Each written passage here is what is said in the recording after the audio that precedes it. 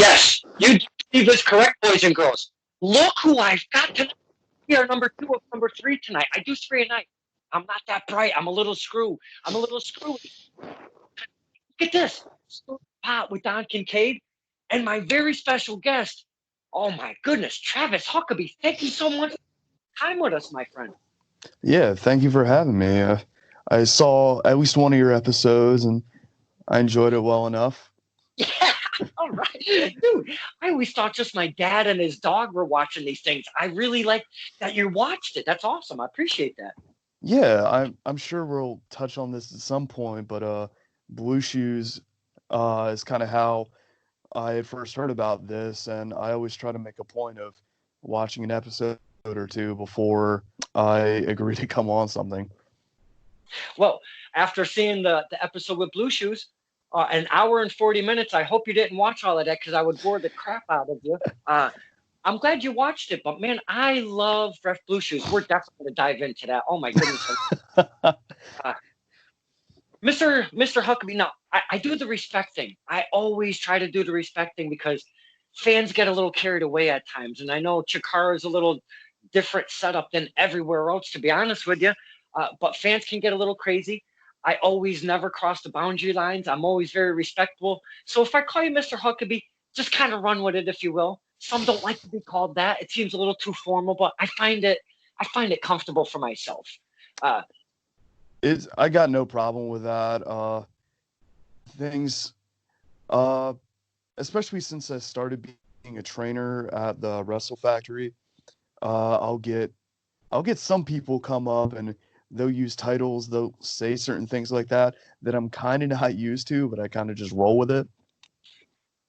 well, I say at this point, excuse me, I'm saying at this point, you've probably gained the respect in the industry that I hope that you realize because I do know who you are. I've seen your work only at one specific place because you're a little bit farther out of my range. I'm in Connecticut.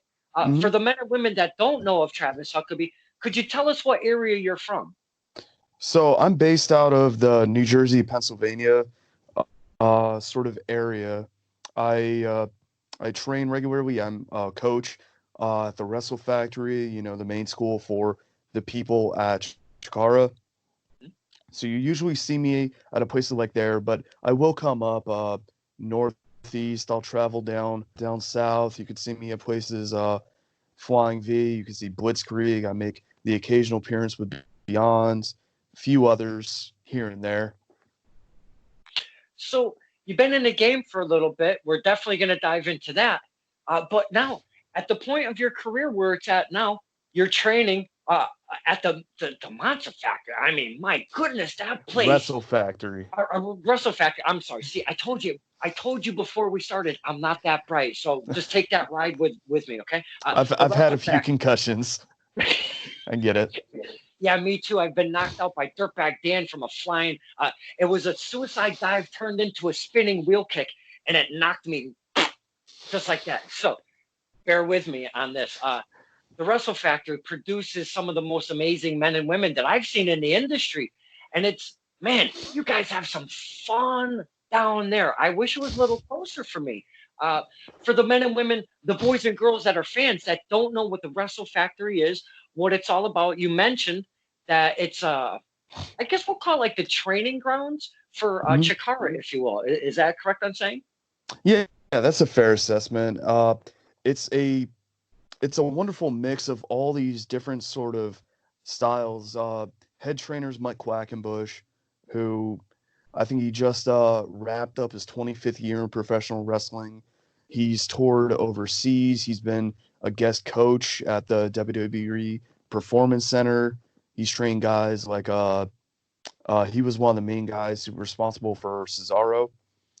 Drew Gulak is a product of the system. There's a handful of other ones you'll see here and there. Hmm.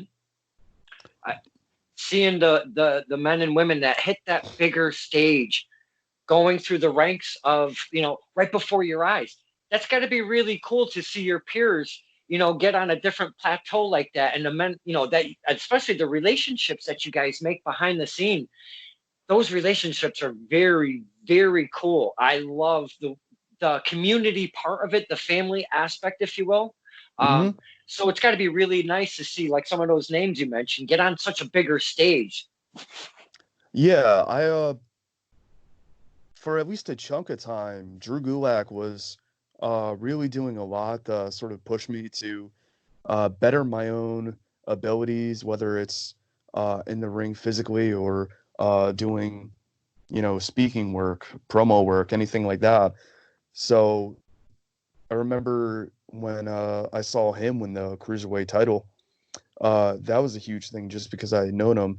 Anytime we see any of our other people that we train with, or any of the coaches, anything like that, get opportunities, any sort of big matches, you can't help but be excited for them. Mm. And I see it as a fan. I see it from a distance when, I think we all see it at the same time. Some of you guys might know earlier because of the connection.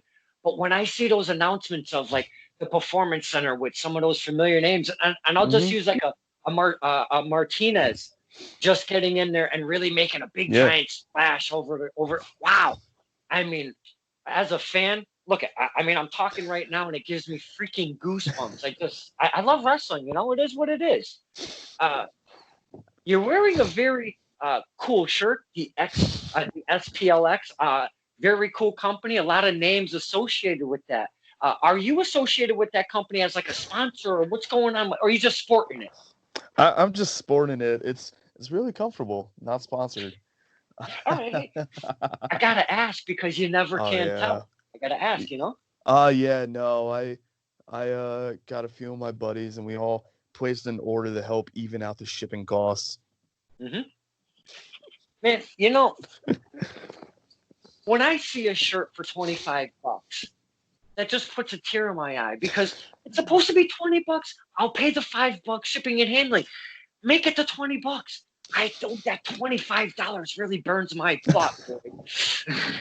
There's sometimes where I'll accept it. Those places that do put out the extra couple dollars to get like a high quality shirt, or get any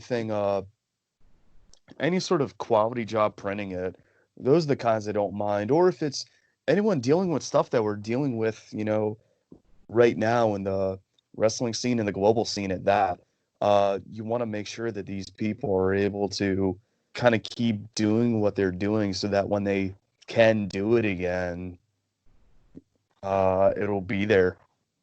And that's a big thing right now with and this is something I've never really addressed with this whole thing going on because this Skype thing for me is different. I used to do sit down one on one. Hmm. I only did maybe 20 some odd, three or so. But Mr. Huckabee, I am up to over 100 episodes. I am gonna be wow. I'm gonna be doing 105 episodes or so in a 5 week period. I got a screw loose, my friend. I don't know what the heck is wrong with me. I think it's called wrestling. But you know, my point being is the association between wrestlers and fans. This little dance that we all do to make an event or a performance, a specific matchup, or any of the matches. That dance that we do with you guys, is that something you've really enjoyed over? Again, I bounce around. How long have you been in the business before I get too far? So, I might go on a little bit of a tangent. I hope you can excuse me for that. But I feel like if anyone, you would appreciate it. So, I was a big time fan of Chikara back when I was in high school. This is going. I'm not gonna say how many years ago it was, because anyway, I was a big time fan, and uh, in 2015, they had announced that they were having a scholarship open challenge, open tryout sort of thing. So that was right around my birthday. That was in May. So I kind of thought to myself, like, even if I don't win, it'd be cool just to be able to get in the ring. That'll be my sort of birthday present to myself. So the trial comes around, and this was late May of 2015. I think it was the 25th, but I've had a few concussions. Uh, Anyway, I go there, they bring in like 30, 40 people, and they all put them through the paces. They do some rolls, they do some exercising, they do all these various things. And then at the end, they decided someone that they would give the free tuition, the free training at their school to. Mhm. And so have it, I won it.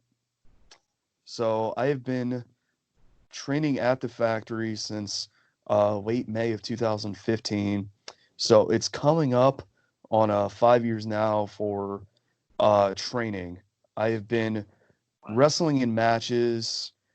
Anyone who uh, has been watching Chikara for a few years now, if they go back to our 17th season, that happened in a weird kind of time flux. I haven't entirely understood it myself, but I think the first time a lot of fans saw me uh,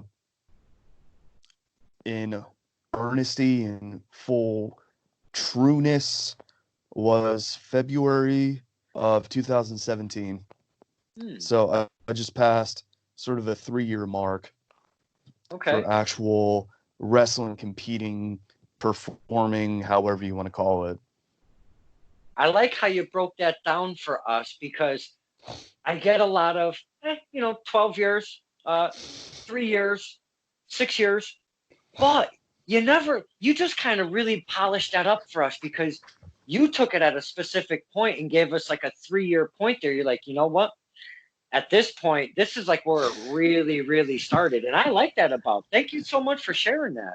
Yeah, well, I hate those sort of answers like that where it's just this vague sort of general like, oh, I don't know, 6.5 years. I'm not a fan of that because I'm sure you could appreciate this. It's not every sort of thing is the same. There's people who will, start training, but maybe they can only do it 2 hours a week and then they go off and do whatever. Or maybe they had an injury, which no knock to them, but that's what's it could be a month off, 3 months, 6 months, it could be a year off, anything like that. So that's my own sort of little foibles of being specific about it. Foibles? Is that what you said? Yeah. Is that a made up word? Because again, I'm not that bright. Is that a made up word or a real word? Because I'd like to start using that. It's a real word. All right. I had a college professor who I think that was her favorite word because the first time I ever heard that word, she said it 4 times in one day. It's a word for a little quirk, Oh, if that helps you understand it. oh, absolutely. I am going to use that. Oh my God, people are going to be sick of me saying foible. Are you kidding me? uh, you seem very well spoken. Now, you've been in the business. We're going to do that round number right now. We're just going to call it 5 years, okay? Now, you're in the business for 5 years. I've seen you perform a couple of times, speakingly of Blitzkrieg, because that's where I'm from. I'm from Hmm. Connecticut. So seeing you, and that's where I remembered you from. So I don't do a whole lot of I'll be honest with you. I don't do a whole lot of research. I don't write nothing down. And I know we've never really met, like ever. So I go in these things just trying to use whatever I can up here, and I apologize. But I want to swing back to the fans, yourself and the fans. Have you found that developing, hearing us coming out through the curtain or what have you, hearing us, utilizing that for your character, if you will, has that been something that you've developed already? Because it sometimes it takes a while. Sometimes somebody, really clicks in on it.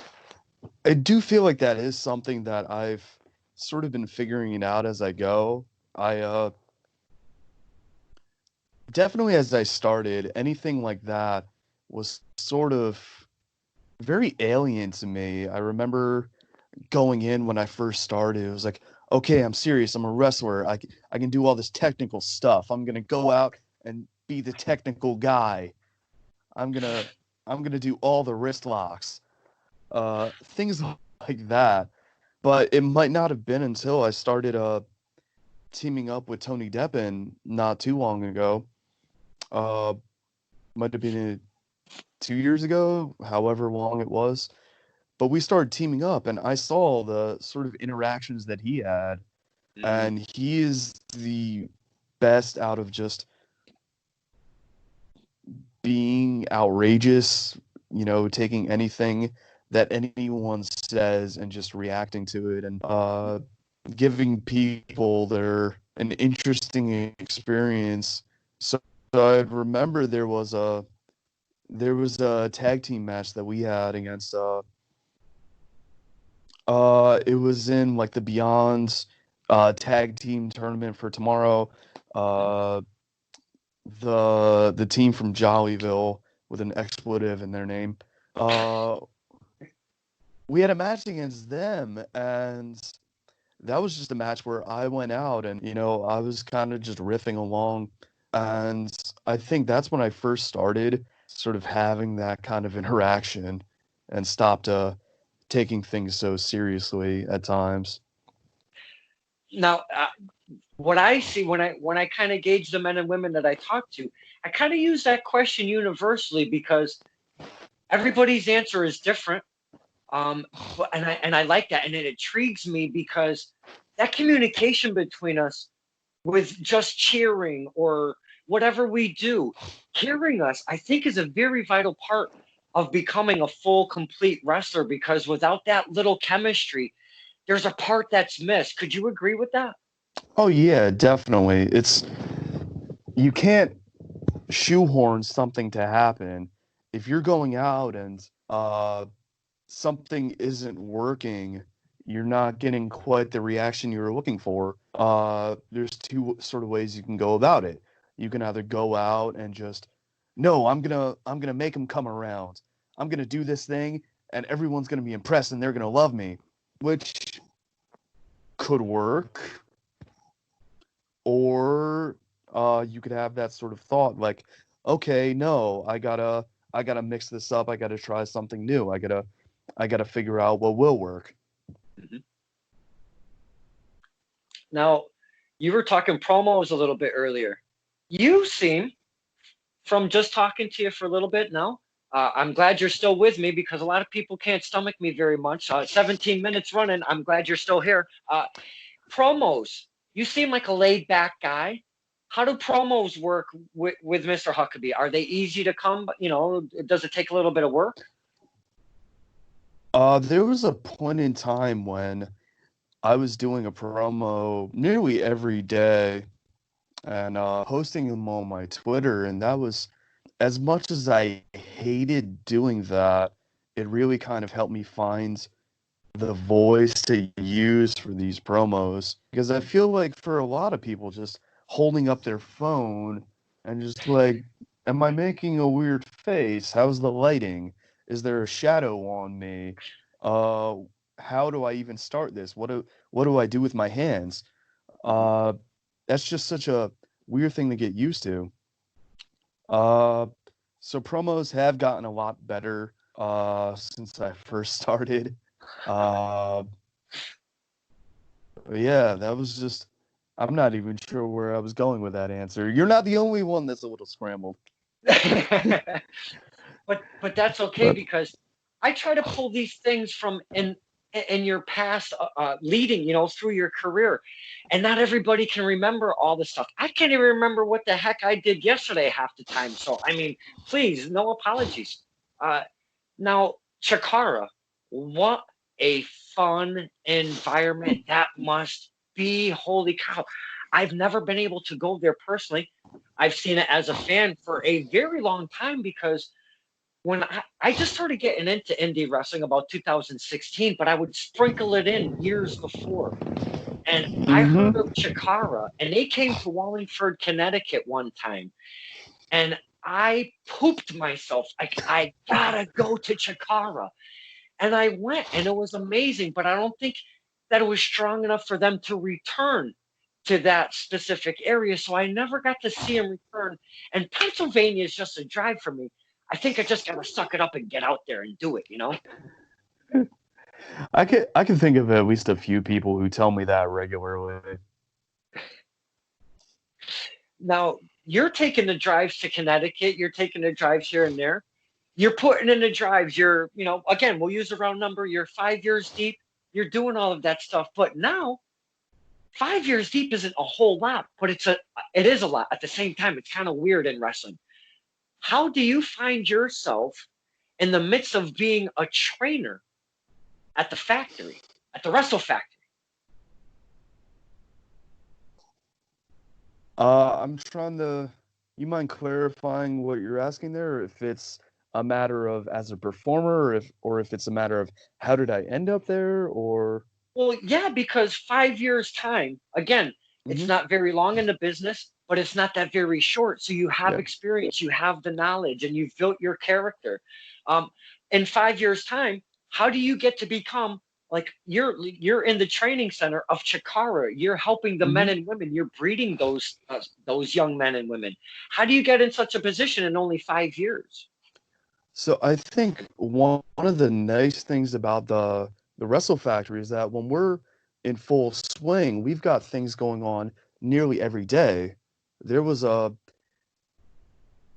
My record for days where I was able to go there, for anyone who was either motivated or, masochistic enough, my record is 11 consecutive days going to the factory.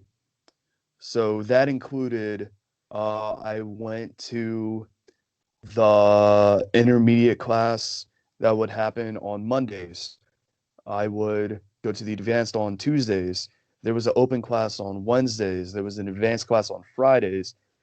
There was one of our tiered class, or sorry, advanced class on Thursdays. There was a tiered class on Fridays. We had, uh, I think that particular week, we had an event there that I performed on. So I wrestled on that Saturday. Sunday was another tiered class. And then I just kept Get going picking on there until I hit 11 when it was, finally sort of time that I decided, like, I want a nap today. Yeah. So I think it was just a combination of sort of that, that kind of constantly going and constantly, searching to improve, but also just me as a person, I could be very here's another word for you. I could be a little persnickety about things. I could I know be persnickety. I know persnickety.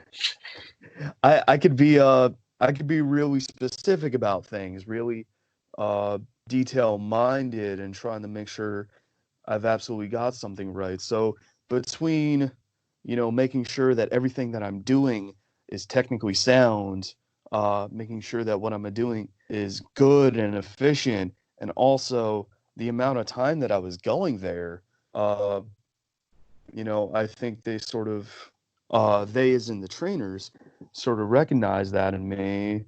But also, I was going to classes I didn't have to go. I went to beginner or intermediate classes just for the extra reps in, and some of the trainers there, whether it was Quack or Firein or Ophidian, would have me just helping them teach things, whether it's they need a body to show things on, or they need someone to go off to the side and instruct something for people who need the more detail. So I think they saw that sort of my work rate, my ability level, but also I'm kind of helping out as it is. I think that was sort of just a natural transition towards me. I plus I love talking and explaining things and going off on tangents and then questioning later if they make any sense. Man, that's got to be just a fantastic environment for a wrestler.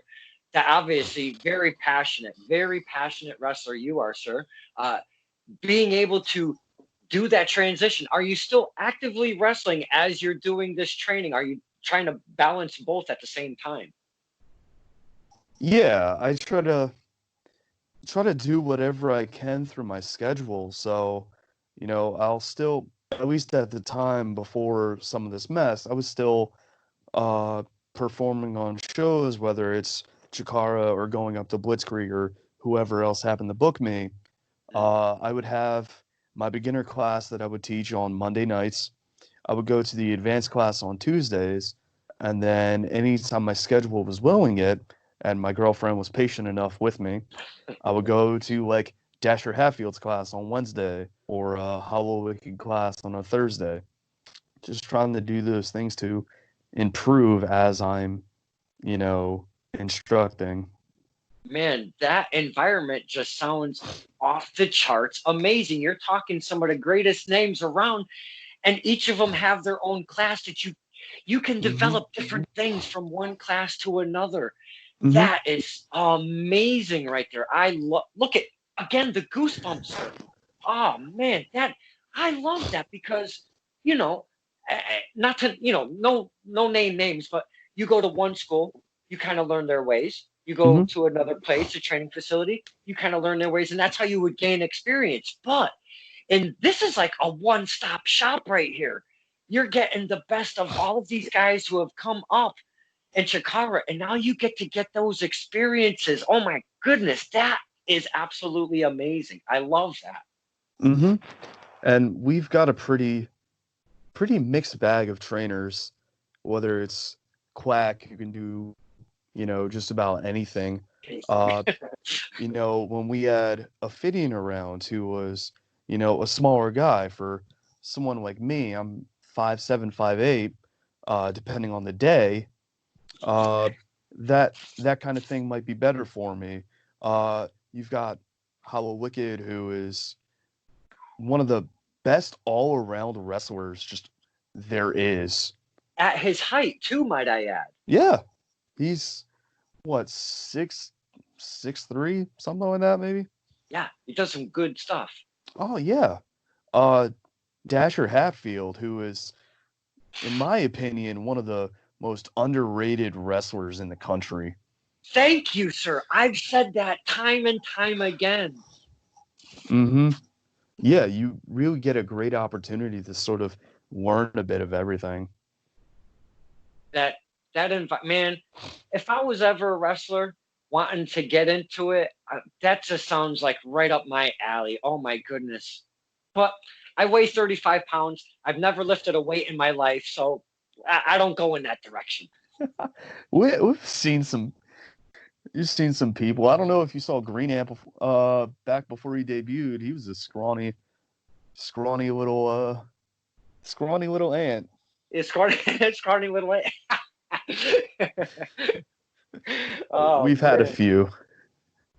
Uh, Now, as a wrestler, what is the character? Please describe to us, the fans, because some of us might know you, some of us might not know you. Describe the character that you bring to the table. So when I first started off, at least this is going back to Okay. 2017, I had a lot of my inspiration off of the old World of Sport guys. So I think Mhm. most people know of people like uh, Johnny Saint. I think is the big one that a lot of people know of. Uh, Jim Breaks, uh, those sort of guys, just because those are the people who, like a lot of the British wrestlers now, were inspired by. So a lot of my stuff when I first started around drew heavy inspirations. In my case, it was Steve Gray and John Cortez, two of the sort of lightweight guys from the, in my opinion, heyday of World of Sport Wrestling. Okay. These are two guys that had uh, a nice little elegance to what they did. They were technically sound, but also uh, it had a little bit of punch to it. Okay. There's a lot of people who you'll see doing these things, and it could look very dancey and very elegant, which is good. But at the end of the day, you're still competing. You're still trying to win. Right. So I've drawn a lot of kind of influences, at least when I started, from these guys. Okay. Very much hold for hold wrestling. Uh, Over the last couple years, uh, I've sort of taken that and uh, added another side to it. So on one hand, I'll have the very elegant, clever kind of wrestling, But on the other hand, uh, I'll juxtapose it with, taking someone's finger and just smashing it. Uh, I I have a anatomy background. I have a kinesiology background. That's what I have my bachelor's degree in. So learning about how the body bends, how it's not supposed to bend, being able to take that and pushing it that little bit farther. Uh, so on one hand, I have things that are very intricate, but then I like to take something that's very simple, very easy to understand, you know, smashing someone's hand, you Right. know, bashing an ankle. Now, those visuals to us, the fans, when you do the manipulation, like you're saying, you're looking at the anatomy part of it and going, okay, what can I make? What can I make look twisted, but I'm not gonna kill the guy? Man, those visuals to us, we flip out like, oh, we just lose it. We really do. Some of my favorite things to do are things that are just relatable. Uh, and what by that I mean most people have, in their life through one means or another, they've fallen weird and their leg is buckled. They've taken a weird twist. They've jammed a finger. They've done things like that. So anytime I could take something that is relatable and translate it into wrestling so that people watching understand what that actually feels like, opposed to getting held upside down, twisting, falling down, and No, and that we love that stuff because, like you said, the key word, relatable. If we can get that communication going with that relatable stuff, that's when your character and the fans, we do that dance. You know what I'm saying? mm-hmm. Uh, Th- now, Let me just say that I have nothing wrong with people who do some of these impressive, complicated moves. It's just not my style. no, I never. That's the thing about me, sir. Again, never slight anybody because everybody has their own style. Everybody has their own flavor. I grew up watching, the old school stuff, AWA, WCCW. I went to my first match, 1978. Oh, that Yeah, is the old stuff. yeah, yeah. See, that's what I'm talking That about. is.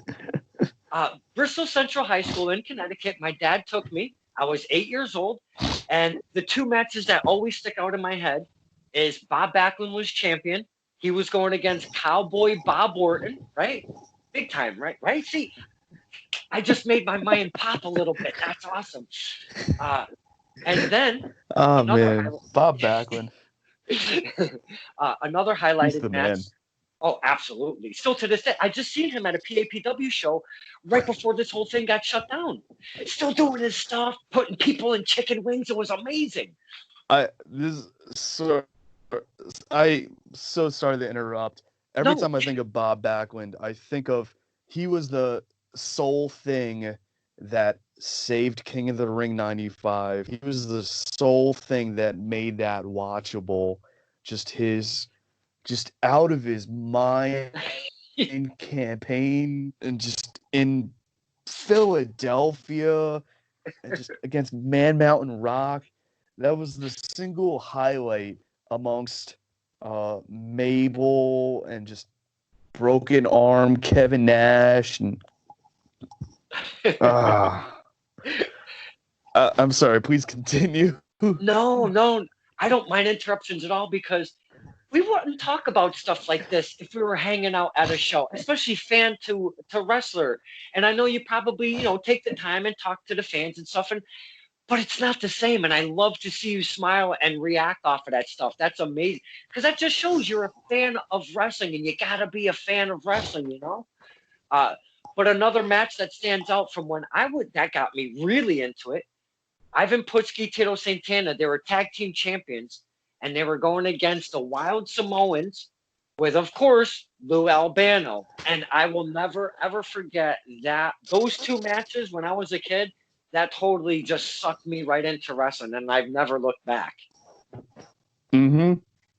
I I remember when I have a few weird little memories of when I was younger that I associate with wrestling. I remember being a kid and my older brothers were watching like WCW, and I remember seeing Chris Jericho and Big Show, and that I still remember for some reason. I remember Sting was the coolest thing in the world. And I'm talking like black and white Crow Sting with a big old bat and just destroying everyone. That I remember. And then when I first started like actually watch, I remember again my older brother was watching it one day and I saw Rey Mysterio do a 6-1 and that blew my mind, however old I was at the time. Oh man, those are And the the rest things. was sort of history after that. Yeah, and those are the things though. We remember these little tidbits. Like, again, I can't remember yesterday, but I remember 8 years old, Bristol Central High School, watching Bob Backlund. I mean, come on. Mm-hmm. So I'm curious because I haven't seen you too many times. Is your character a face or a heel? Good guy, bad guy? Where do you sit on that spectrum? So I started off very much, you know, uh, very kind of white meat. Going out there, I'm gonna do my nice little grapples and put you in some wrist lock, and we're gonna have a nice little sport. Uh, maybe a year or so, I started getting a bit more aggressive with the things that I do. That's when I started doing some of like the finger bashing and the some of the more aggressive kind of things. So since then, it's been a lot more kind of like that, a lot more aggressive, and I try not to just resort to shouting at people and telling Mhm. them to shut up. I'd much rather just let my actions speak for me, but that's kind of the persuasion that I'll go with. And that's part of the character though, because if you keep producing that kind of match in front of us, and that's what we're seeing, and we know how to read that stuff again without you even have to saying ridiculous things to us to make us react and counter react. Mm-hmm. So Yeah, of I course. I find that quite different because there's not too many of men and women doing that kind of stuff. A lot of people, most people, like to use the vocal portion of the program when it comes to that back and forth with us. So using the Mm-hmm. maneuvers and, like you said, giving it a little more aggression, doing stuff that it's like, oh my god, I can't believe he's doing that to him, kind of stuff. That's pretty cool. Yeah, one of my favorites that I see doing that. I was so excited when I saw him make his NXT debut, but Timothy Thatcher is the freaking man. Mm. He is very, very much someone who doesn't need to go out and actually say anything to get his point across.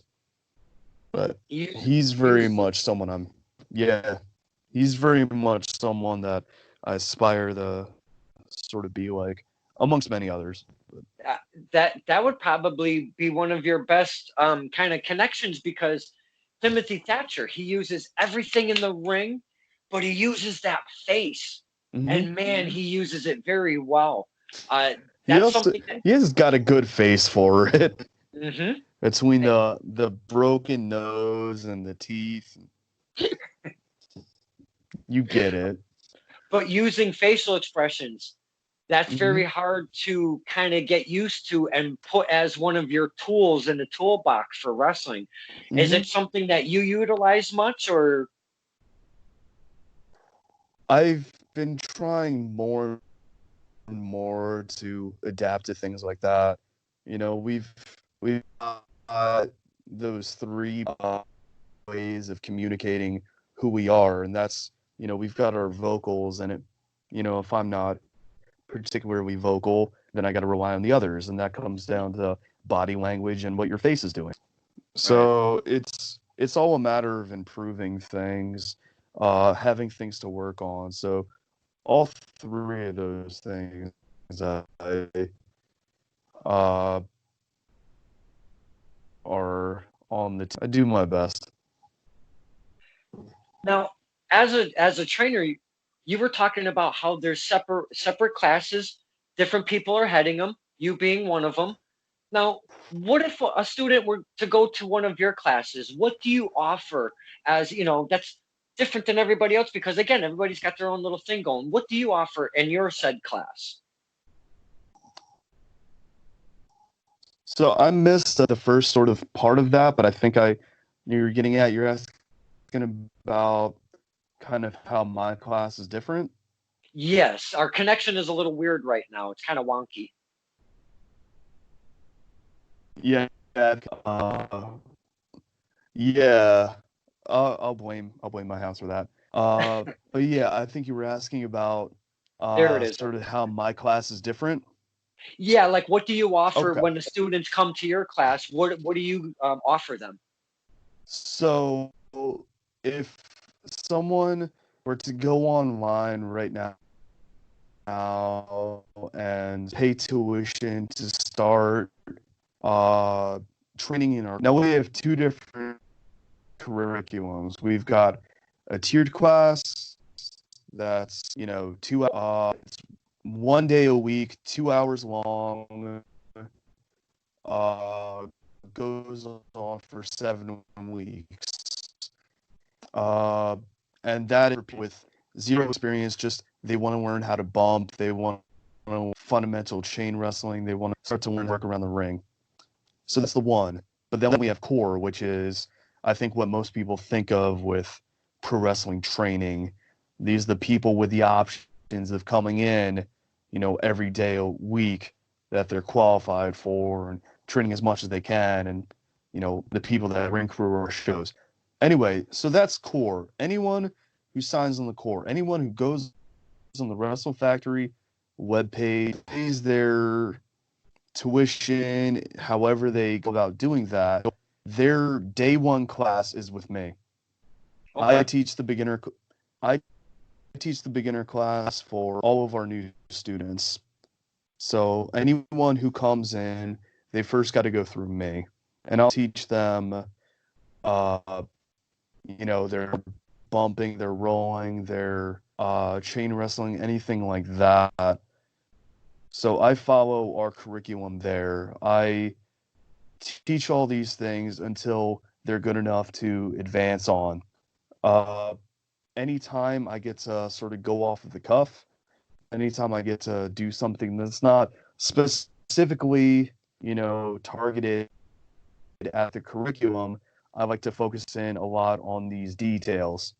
Mhm. Whether we spoke on it, a little bit before about the sort of tool we as wrestlers have to portray ourselves to the people around us, people watching. So in my classes, I really like to focus on that, even if it's just you're gonna hit this guy in this corner, they're gonna walk around, uh, they're gonna react to it, ramp it up, hit the person in this corner. Then you got to ramp it up even more, hit the person in this, and the whole time try to portray a character, try to portray your personality, try to show what you do differently. So I like to dial in on those things, like how is this person walking, what is their face doing, what noise they're making, what their body language is saying. That's the kind of thing that I like to pick at. It's like, oh, you know, when you were doing that thing, you had a little bit of swagger to your step. How about what if you ramped it up even more? What if you did this? Hey, when you did that gesture, it made me think of this. Why not try that? Even if it's not anything the person ends up using in their career, it's just practice for thinking like that, practice for what it's like to do these things, how you can incorporate those things into very fundamental movements. Mm, man, That makes me want to go and learn wrestling, but not really because again, I'm 35 pounds. Um, No, that could just lead to like the best kind of heel character ever. I I remember reading in William Regal's book, he talks about when he would wrestle, at least as a certain kind of personality, he would he would hunch over. He would try to make himself look as small as possible, so that really? this when everyone's favorite wrestler gets beaten up by this small guy, it looks that much worse for him. It's like, oh, he's getting beaten up uh, by that tiny, pathetic-looking guy. Not to call you tiny and pathetic, but No, please, please. No. if you can go out and absolutely destroy someone, it'll make it look that much worse for the person you're destroying. Hey, that's very logical. You're trying to sucker me into signing up. Don't be doing that. uh, now, do you watch the current product? Because I'm kind of curious of the men and women that are in the industry. Do you watch the current product being the WWE, ROH, Impact, and AEW and such? Are you keeping the eyes on that? Are you still a fan of watching the wrestling? I do every chance I get. There's certain kind of things. This sort of quarantine America right now.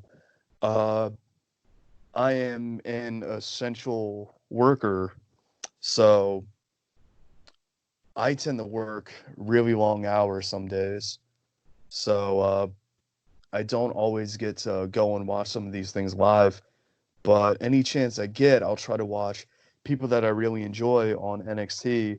I'll try to watch AEW when I can, or if not that, I'll go independent wrestling, uh, IWTV, and try to watch things from there, if nothing else, to see what some of my friends are doing. That IWTV, what an array of promotions that is on that thing. Holy cow. Yeah, I think I just saw that they're adding the Sendai Girls onto there. And on this show specifically, I had Todd Graham, the owner of Proving Ground out of the Rhode Island area. He signed his IWTV contract right here on the show. It was amazing. It's there's so there's so much available on there. It is physically impossible to watch every single thing, but for anyone so convinced they could see any sort of thing that they want there. You can. The variety. And it's not just like, boys and girls, if you're not familiar with the IWTV, just hit it up. It's iwtv.com or .net or something. I don't even know the address anymore. It's like a speed dial. I just know where to go. Do yourself a favor. Go there, check it out. And I'm telling you, it's not like there's only 10 or 20 promotions to choose from. There's literally hundreds of promotions to choose from. You can watch all sorts of stuff like Mr. Huckabee just said. Yeah, it's not just like tiny places that no one's ever heard from either. Like you've got people like, not to toot our own horn, Chikara's on there. You've got Beyond, Limitless, Black Label, uh so many. It is. It's crazy how many there is on there. Now, you've spoken of Beyond a couple times. How is it going from like a Chikara environment and go into a Beyond environment, flip flop fan base, and the way we react and such? Uh, Talk us about those differences because it's totally different if you ask me. I mean, from what I see. In some cases it is completely different, but then in other cases it's exactly the same. Uh so at Beyond you'll see a lot of these guys just beating the life out of each other. Uh some of these, whew, uh so stylistically that might be a little different. Don't get me wrong, all the men and women and all the people at Chikara, they can go, uh, but you might not necessarily see as much. Just whack, dump, whack, pop. Might not necessarily see all that much, but we have good variety. So in that sense, it's very different. Uh, as a matter of them being the same, you'll see people like Orange Cassidy, who is. I had this conversation the other day with someone. He's probably top 10 best wrestlers right now. He just gets it. Mm-hmm. But you'll see someone like him who can go out and do his shtick, do his bit, and the people at Beyond who know what it is, they play along with it and they go nuts for it. Mm-hmm. So when you take that sort of down to its crux, down to its fundamental idea, uh, what Orange Cassidy goes out and does is not too dissimilar from, what some of the people at Chikara go out and do. Conceptually, they go out and they do this thing. Take like Hermitcraft for an example, who, there you go. Oh my God, Hermitcraft is one of my favorite wrestlers. But Hermitcraft, who's a Chikara regular, who can go out and he's got his mighty claws. He's got his powerful claws, and Hermitcraft is the best. He's gonna pinch you. Those kind of things. It's very similar. Yeah, very. I've never heard that perspective, and because I'm thinking of both companies as we're talking, I'm like, the crowd is surrounded the ring. On like sometimes 2 or 3 sides, and sometimes they get a little vulgar. You never know what could come out of our mouths.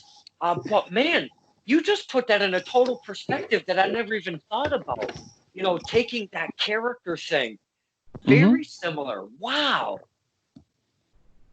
Goosebumps, sir. Goosebumps. I'm telling you. I think, at least in front of crowds like Beyond and wherever else you'll see him, that's sort of what makes Orange Cassidy that much more special, because he goes there and you'll see people like, again, this is no knock against Chris Dickinson, but Chris Dickinson, he will murder people. But and he's very good at that, and he's just popular as he is for being able to do that. But he makes people like Orange Cassidy look that much more special just by the contrast out of the two. Absolutely. It makes him look even him versus that. Yeah, because when Orange comes up and he's got his hands in his pocket and he gives you that boom, boom, with the little kicks on the shins and stuff. And, a guy like Dickinson would look down and you're like, what the heck are you doing? And the fans, like you said, the fans absolutely eat that up over there. Mm-hmm. Yeah. It's all the beautiful thing about professional wrestling. Because it takes so many different things. I talked to Dan the Man. I don't know if you're familiar with Dan the Man. If you aren't, look him up. I'm sorry that I introduced you to him, but anyways, great character. And we talk about keeping a character alive. That guy, like a Ric Flair. I don't like to compare anybody to like a Ric Flair or anything. You want to keep a character alive? Mr. Dan the Man, oh my goodness. I talked to a Funko Pop for 2.5 hours, my friend. Okay? Yeah, that was pretty strange. But characters, though, and my point being, characters, storylines, it really brings wrestling to a whole different level. And I love it all, man. I just love them both together. It makes this big, huge thing of, and it doesn't have to be like a year-long storyline. Just even a little bit. I don't mind short storylines, but when you guys and girls tell them in the ring the way you do, and you present them in such a manner, I eat it up, man. As a fan, I eat it all up. And that's why we go to so many shows, because We got to get to the next one. We got to get to the next one. Yeah, it is. Nowhere else in the world can you get that level of kind of interactivity with the entertainment itself. You know, you can go out and watch a Marvel movie.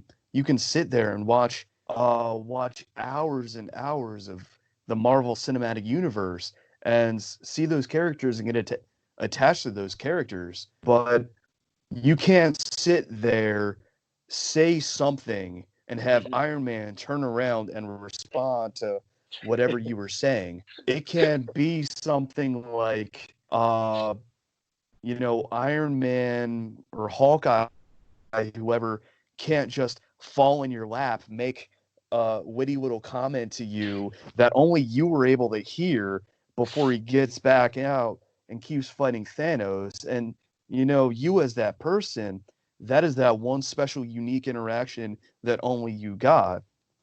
Nowhere else will you see that. You won't see that in, theater, in professional theater. If you do that, then they'll just ignore it and keep moving on. You might get that at like an improv show. Sure, but you're not gonna be able to see some of the acrobatic feats or whatever it is, that level of competition that you'll see at a professional wrestling show. Maybe if you go to like Cirque du Soleil, but again, that's not something you get to interact with. There's nothing quite like professional wrestling. That's very well said, sir. And I've said that to so many people, and everybody's response or reaction, I should say. I've been a wrestling fan again since I was a kid, and when I talk to other people that just don't get it or haven't watched it or think they know about it, it'd be like, that crap's fake. What do you watch that crap for? Oh, really? Come on, man. Just give me a break with all of that stuff, Yeah, and so was Endgame and Infinity War, but you still cried when Peter Parker got, turned into dust. Oh my God, that was so sad. Why do you gotta make me sad like that? What are you doing to me? But he came back. Okay, he did come back. Okay, see, now we're good again. It was all good, and then yeah. Oh man, Mr. Huckabee, for never ever meeting you in my life, I've seen you again, perform maybe 3 times. I'm gonna say, go out on a limb. I know I've at least twice, maybe thrice. You have been an absolute delight. I so enjoyed our time today, and I can't thank you enough for spending time talking to us, the fans. I really enjoyed it, sir. Yeah, thank you for having me. I'll make sure to thank Wushues as well. Oh my God! I cannot believe it. She would have killed me if I didn't mention her. Oh my goodness! We got such on a tangent, if you will, about Mr. Huckabee and Chikara. Oh my goodness! I need to talk about my Lucius. I love her to pieces. Referee Gina, and again, for you that don't know her, please look her up. Get her on your show. She's such a gem to have on your events. Mm-hmm. Really, I mean, for real. Ref Gina is such a delight and has come up pretty quickly in her career. She's here, she's there, she's everywhere. I call her in demand, and some of her peers call her big time, but I don't care. We have fun with her. I love her to death, and she's deserves everything she's gotten because of her hard work. Mm-hmm. Now, she hooked us up here on this little soiree. If there's a word, soiree. There you go. I don't know too many of them. She hooked us up on this little thing. Could you talk about your relationship with Ref Gina? Because she went down to Chikara and she absolutely loves Chikara. Mm-hmm. So, the episode of yours that I did watch was with TJ Crawford, and he gave his story about meeting Wushues, and I just got to brag because I met Gina before he did. Oh. So I met Gina. She was still a fan at the time. I was I forget the show. It was either in, Upper New York or in Connecticut, but I was originally supposed to have a singles match with Jonathan Gresham. Come the day of the show, it gets turned into a triple threat match. It's me, Gresham, and Jay Freddy. Uh, Still a fun match and everything. Both of those guys are really good. At intermission, I remember meeting Blue Shoes. I'm sorry, she wasn't even Blue Shoes then. I remember meeting Gina at the merch table, and she struck up a conversation with me because my T-shirt that I was selling, uh, my first ever T-shirt that I sold, it had a design inspired from Borderlands. Okay. So I had like the Hyperion design on it. So they came up and they made a comment about like, oh yeah, sorry, I can't even think of a good Gina impression. I got to talk out of the one side of my mouth. But they said something about it. Like they were a fan of it. They appreciated the design. So I'm like, oh yeah, cool, sweet Mass Effect hoodie. So we just struck up a conversation with, from that.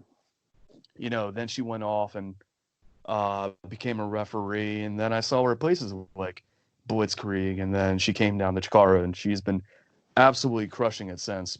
Mm-hmm. Ref Gina, we had a whole week when I first started this thing up.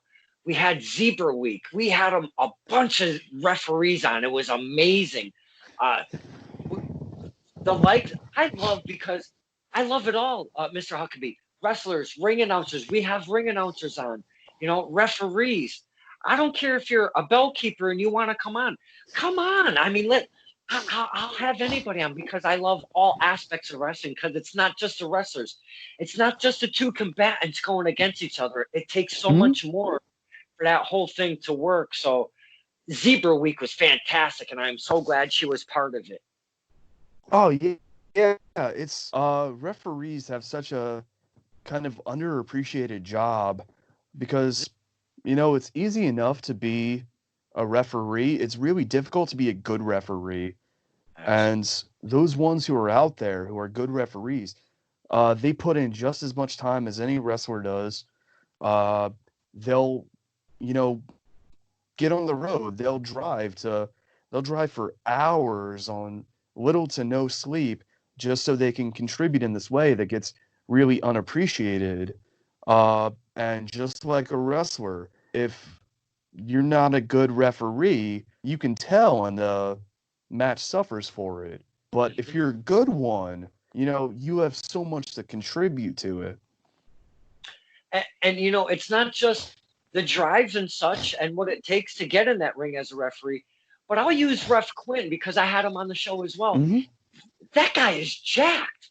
He's training at New England Pro Academy under Brian Fury. He's there all the time training with all the men and women upcoming. Dude, that's got to really, now talk about dedication. And I mean, and no slight to any other referee by any stretch of the imagination. But when you're refereeing, you're doing hitting the road. You have a real job, but now you're going into the ring every single week with everybody else. You're doing the training. Ref Quinn, he's kind of screw loose too, I think. That tends to happen, but those who do that, it just makes them that much better as far as refereeing goes. People like Bryce Remsburg, who was a mainstay at Chikara, and he still pops his head in every once in a while. He completed professional wrestling training. He could go out and have a match. He could do all of those things, but he just never did. He went through all that just so we could know what it was like, just so that it can make him that much better. I will never stop saying praises to Bryce Remsburg, and anyone who doesn't know him or doesn't appreciate him should just go and find the match that he refereed for Invisible Man versus Invisible Stan. And anyone watching, please go find that. I think Beyond Wrestling has that on their YouTube channel. It is a masterclass for referees. He made that match. just with the two combatants that you mentioned, I am so gonna look up that match. Holy cow! Yeah, it was a match that happened not this past WrestleMania, but the one before it up in New York. It was part of the collective. I think it was one of Janela's spring break matches. But yeah, Invisible Man versus Invisible Stan, and Bryce had to wear these special glasses that let him see them, and he was probably the only person in the crowd that could see the two of them, and yet the crowd was captivated and tentatively watching this match with two people they couldn't even see. Oh my goodness, I can't believe I am so intrigued. I'm going to check this match out. I am so going to look that up. If it's not on YouTube, you can definitely find that IWTV. All right. Well, I'm definitely looking that one up. Oh man. Oh, I am so glad you mentioned Blue Shoes. She would have absolutely killed me if we didn't go through all of that. Holy cow. Mr. Huckabee, again, you were such a delight and shared so much today. Very informative. Just before we go, though, is there any message, or is there maybe somewhere that you would like to, the men and women who are looking to become a wrestler, an address or something on the social media that they might not know how to get to Chikara? Throw some of that cool Vital stuff out so they can kind of get into it. So anyone who wants to find me, I have Twitter and Instagram. They are both at Travis_Huckabee. Make sure you have that underscore, or you're going to find that one miscellaneous Travis Huckabee who tweeted about college football like 3 years ago and hasn't tweeted since. So yeah, at Travis_Huckabee. Anyone who wants to reach out to me can do so there.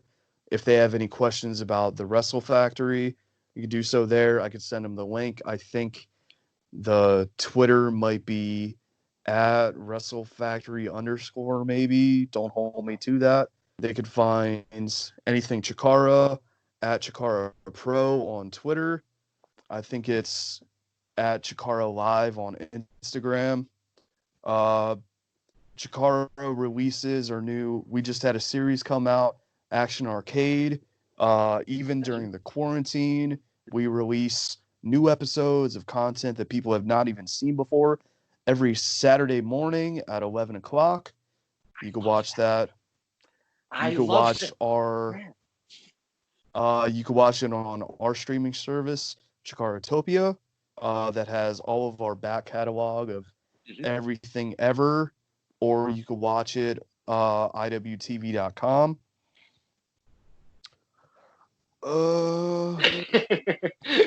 Those are the main ones. I'm setting up an online store. It's not set up yet, but I'll have that eventually. But yeah, anyone who has questions about Chikara, the Wrestle Factory training, who the best character in Mass Effect is, they can just find me on Twitter. Feel free to reach out to me. And man, if you're looking to get in, you want to be a wrestler, Chikara is one of those places that, it's one of those special little places that you gotta check out, man. Seems like it's an amazing time down there. And I can't wait until this all fans out and we can all come together again and have some fun in the wrestling world, because I miss it so much, sir. Oh yeah, it's gonna be. I'm almost positive it's gonna be some massive wrestling party when things finally get back to normal, and it's gonna be nuts. Joey Janela might sponsor it. Oh my word, that just sounds crazy already. This is Stirring the Pot with Don Kincaid. And my very special guest, and man, what an amazing meeting. First time meeting Mr. Huckabee. My very special guest, Travis Huckabee. Thank you so much for spending the time with us today. I appreciate it, sir. Again, thank you for having me.